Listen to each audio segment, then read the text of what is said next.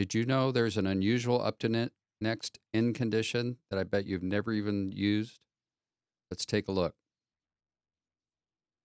Here's our part. We've got two vertical walls that are right now they're at the same height, but we want to drop the outside one down lower.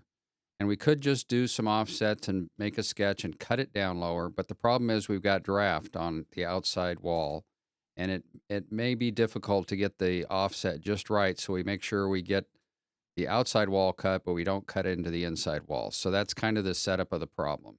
So there's two different ways we can do this. One of them is very unusual. Let's take a look at that one first. I'm going to take that front plane and I'm going to offset another plane toward us. And we just want to make sure it's outside of the part. So it's completely outside of the part. Then I'm going to open a sketch on that plane and I'm going to look at it straight on, and let's do a rectangle. And that rectangle is going to completely enclose the part that we want to cut away. Okay, a straight line won't work for this. And then we can even drop a dimension on there. Let's say we want to cut away a 1/2 inch. Okay, so there's where we want to cut the outside wall to. Now, if we just did a cut extrude through that, it's going to obviously cut both walls. Okay, if we said through all.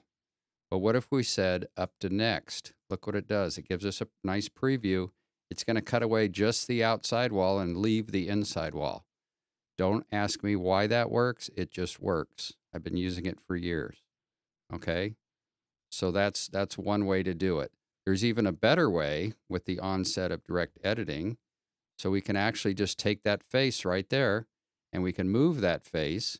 We can move that face down and we can set a distance of 1/2 inch and we end up with the exact same result as we did before, but it's much easier with direct editing. There's two ways to get that outside wall down lower than the original